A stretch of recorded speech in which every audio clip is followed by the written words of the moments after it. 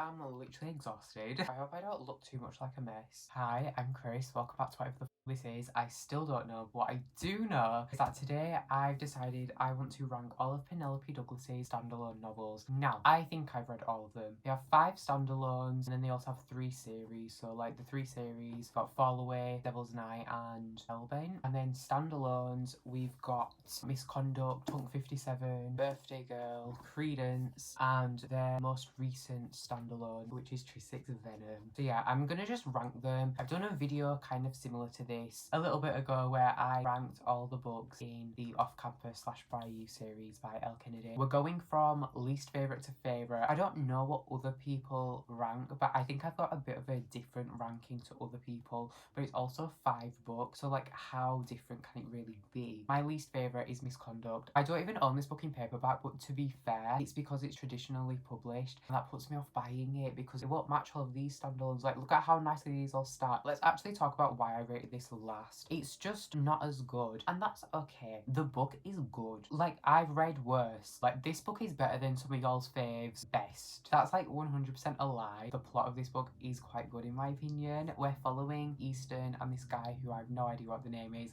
I should have researched all these people's names, at least for these books I can look on the back. Basically, the guy is the father of a student that Easton teaches in high school, so that kind of adds like a forbidden aspect to it, but it's not really forbidden, but like it also kind of is. Like, oh, you know what I mean? Like, we have to like try sneak around, not let the kid find out. The dad is like trying to be, he's like running for mayor or some shit, but he's also like kind of neglecting his child. This book is fine, it's just not as good as these. It's like factually these are better. Misconduct is not that bad. I think a lot of people push it to the side because all of these other books are a lot more popular, and then obviously you've got like the Devil's Night series, which is also extremely popular. Misconduct is probably lower down on everyone's list, but honestly it's not that bad. Okay, next. Is this number 4? We have Birthday Girl. Now, this book is insanely popular. Oh my god, look at this. Oh, you can't even see. I don't know what the hell this is. We're following Pike and Jordan. I think there's like a 19-year age difference. That's fun. We start off with Jordan. She's going to the cinema, and when she goes to the cinema, she bumps into this guy, and we're like, OMG, hey Pikey boo. Somehow, we end up kind of finding out that Pike is our current boyfriend's dad. There is no cheating in this book, in case you were worried about that. Like, yes, we do go for Bestie's dad, but we get rid of Bestie before we go for Bestie's dad.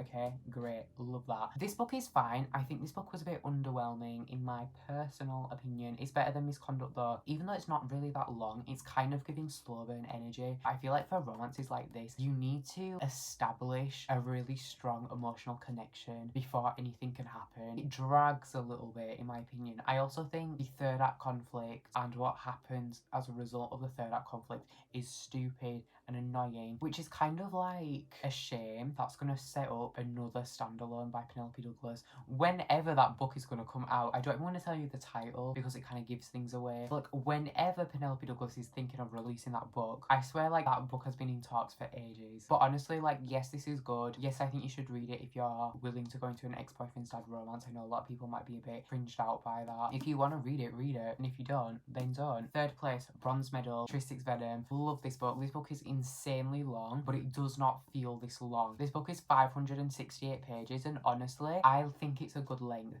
I think it's a good length. I love everything that happens in this book. This book is still 4 stars. This is one of my fave covers. This book is a new adult high school bully romance, and it's also sapphic, so I love that. This is kind of like an opposites attract, opposites enemies to lovers with a bully romance twist to it. Olivia's from like the south side. She's not actually, I don't know where she's from. And Clay's from the north side. I'm watching Shameless right now. The family we're following Shameless. I'm pretty sure they're from like the south side of Chicago. That's why I'm saying it, okay? I don't even think I need to tell you anything more about this book. I just want you to read it. Maybe look up trigger warnings. I can't actually remember what subject content is in this book. But like, just be prepared for a bully romance. I think this is kind of part of the reason why people like enemies to lovers, because enemies to lovers in contemporary romances are kind of boring, whereas bully romances are a bit more intense and you have to suspend your disbelief a little bit more. I love suspending disbelief. In the name of a romance, I will do it, but only if the plot is good, and the plot in this book is excellent. I love it. It's amazing. Number 2, we already know it's Punk 57. I think this is is in my all-time favourites list on Goodreads, so this is technically 6 stars. It really is that good, and let me tell you why. This book is not too long. This book is short, and you can get through it easier. I think this book was done so well, and when I say a book is done so well, I'm not coming from a literature point of view. I'm coming from my personal opinion and my personal reading experience. I just devoured this book. I think the vibes of this book are absolutely incredible from chapter 1. The vibes of this book, this cover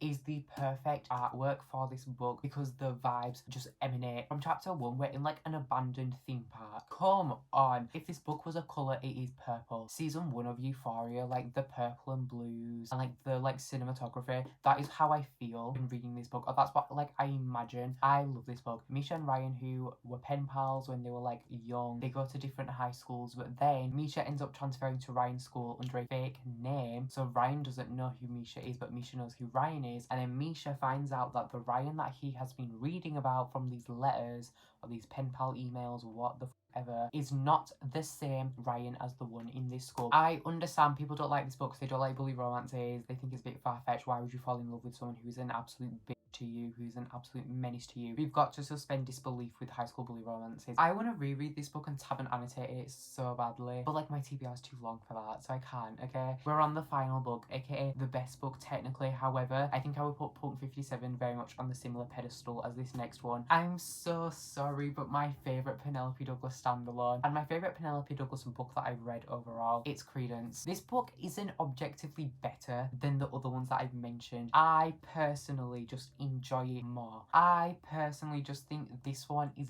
better, or like I just think this one's more enjoyable. This is such a more interesting read. I had such a better reading experience with this. This book is long. Oh, it's not that long, but it's longer than I expected it to be. For a book to be long for me, it has to be over 350, so like it's long. By my calculations, that makes this book long. Look at this cover. The vibes of this book are incredible. I love it. This book is more so just like a guilty pleasure. I don't know if I'm going to reread this book because I've preserved some excellent memories from reading this book. I read this book in school. I was reading this book during like free periods in school last year. Because I read this book on my phone, I bought the paperback later. I was sat in like the common room of my school during my free periods reading this book. Everyone else is like around me, either like chatting or working or like doing whatever they're doing, and I'm here like reading smut, and I'm here reading about Uncle Jake. I never even told you the plot. We're following Tiana. Right at the beginning of this book, her parents die. She is 17, so technically she needs to move to a new guardian, and the next in, I want to say like next in line to the guardian, I don't really know what the word is, but like I guess closest living relative that she needs to like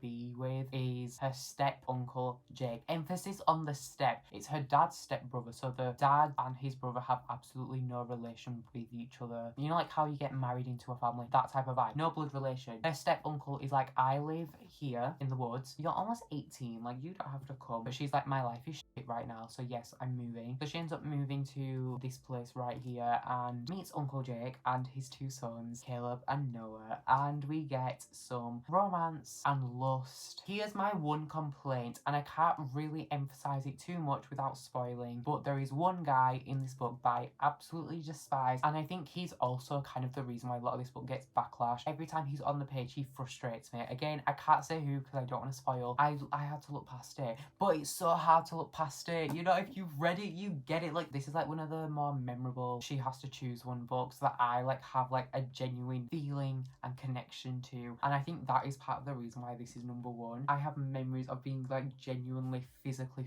frustrated. This book was so good. I think Credence is an acquired taste. I don't recommend this book to everyone. I might have said in my 5-star video that I do, but I've like grown and I've learned, and no, I don't recommend this book to everyone. Only if you can, like, you have to like get it. If you get it, you get it. If you don't, you don't. If you know, you know. If you don't, then honestly I feel really bad for you because you either get it or you don't get it, and if you do not get it, that is just a shame. That is it. That's me ranking all 5 of Penelope Douglas's standalone novels. Comment down below what your ranking would be as well. I would love to know if you've read them all too and what you think of them. Anyways, I hope you guys all enjoyed this video. If you did, please leave a like, subscribe if you like romance books because I make a lot of videos about them, so why not? And I will see you whenever I want to see you again. Bye!